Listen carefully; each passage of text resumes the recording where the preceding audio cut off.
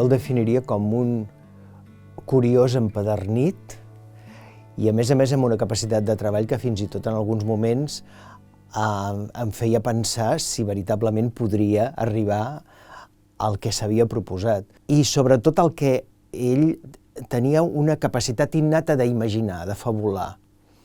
Ja fos creativament com a director, però també com a actor sempre proposava algun paràmetre nou, alguna manera de crear aquell personatge. I a més, era una persona que mai tenia un no, teatralment parlant, però també a la vida.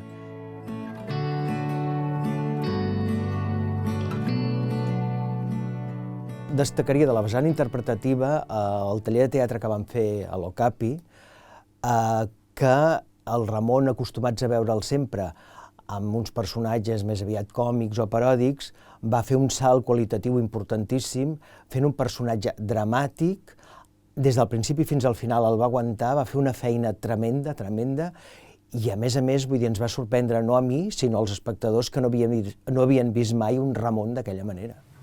Bueno, qué remedio. Los jardines que cuidaba nunca eran míos.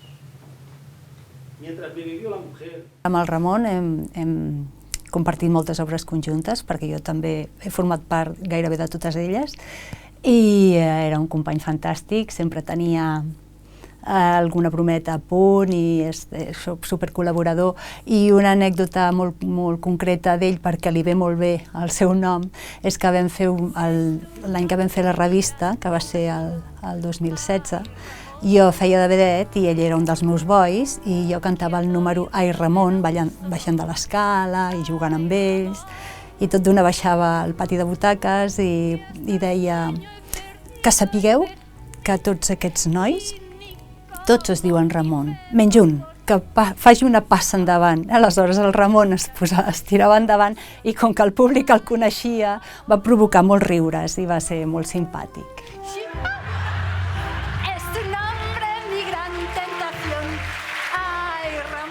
El primer muntatge que vaig fer sota la seva direcció va ser un muntatge de teatre de text, que per ell també va ser un repte, perquè era el primer cop que dirigia text, i es deia Cartes d'amor, i també m'ho va proposar a mi i amb els meus companys, ens va semblar una proposta molt bonica, i ens vam posar totalment a les seves mans i vam gaudir molt, i em consta que ell finalment també va gaudir molt, malgrat que va patir perquè era la seva primera experiència. També vaig participar en el seu darrer muntatge poètic, que era un homenatge a Joan Margarit, que es deia No era lluny ni difícil, que aquest cop em va rescatar a mi d'una llarga convalescència després d'una operació, en el que jo estava encara molt tendra i molt afectada, però ell em va dir un dia: tinc una proposta per tu.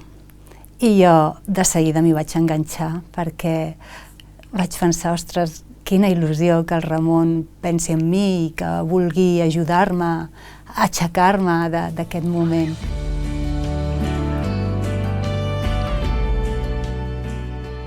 Jo conec el Ramon el 2009, a l'espectacle de Dèria per Neruda, i quan el vaig conèixer pensava, ¿quién es este hombre? Un hombre serio, que habla, que diu les paraules molt ben dites, no? I era el just, no? La relació justa. Poc anys després dius, este hombre no és un serio, este hombre és un cachondo. O sigui, el teatre és una passió per ell, és interessant parlar amb aquest home, no? I després a les obres conjuntes sí que hem coincidit a la revista, a l'AUCA, a la Corte del Faraón. Tinc gravat a la memòria aquella escena on sortien de monjos, els quatre, no? El Ramon, el Jordi, el José i jo, fent una escena de monjos cantant i burlant-nos una miqueta de tot. Que és de gran fama, que és de gran fama. Mi restituta, mi restituta. De día tose mucho y de noche es puta. El vaig conèixer, jo crec que fent teatre, evidentment, a l'aula de teatre, amb les obres conjuntes, on hem compartit escenari i molts bons moments, dels quals guardo un bon record i una una profunda admiració cap a ell, perquè era una persona que sempre estava disposada doncs, a fer riure i a passar una bona estona agradable. Sobretot, doncs, te'n recordes, a part del que hi havia davant de l'escenari, doncs, tots els moments a darrere de l'escenari i totes les vivències viscudes doncs, amb les diferents obres. ¿Cree el gran duque como yo que su esposa futura es pura, cual aura pura? ¿Opino bien? Jo crec que amb nosaltres va trobar la manera de treballar la poesia des d'un altre punt de vista, més teatral segurament, no? No només un recital de poesia, sinó posant-hi diferents elements, no? I nosaltres col·laboràvem d'alguna manera, com a actors o com a suport tècnic, però eren idees del Ramon, i va tenir, no sé, a Miguel Hernández, no sé, a Bertolt Brecht, per exemple. Jo recordo un espectacle de Bertolt Brecht molt xulo, no? És a dir, on ja anava més enllà de la poesia, sinó que anava també a buscar un tipus de teatre que a nosaltres ens agrada molt fer, que és també donar-li la volta a les coses.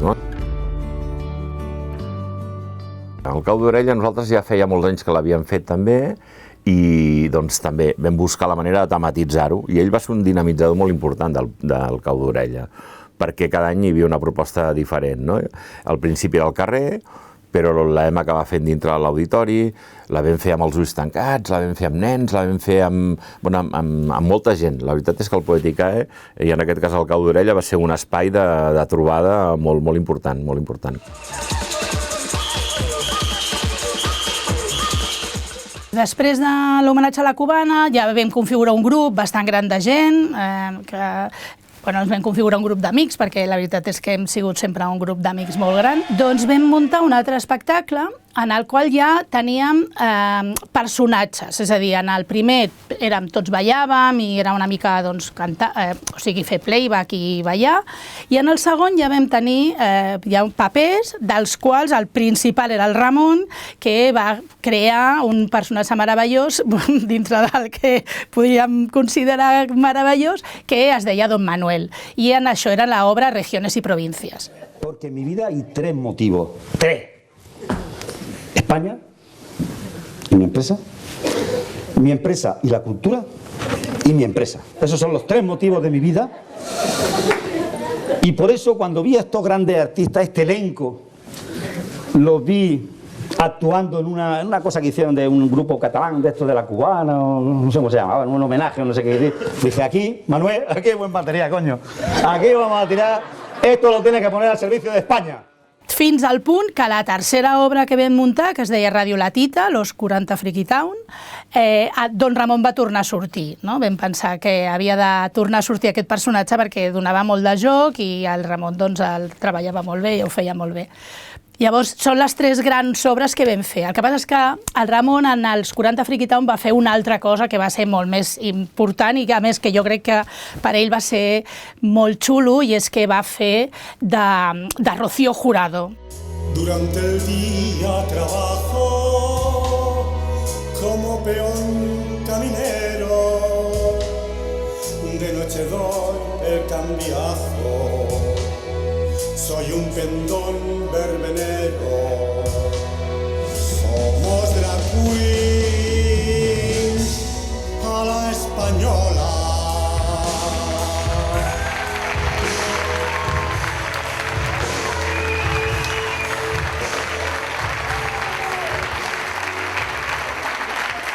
Es tu nombre mi gran tentación, ay Ramón.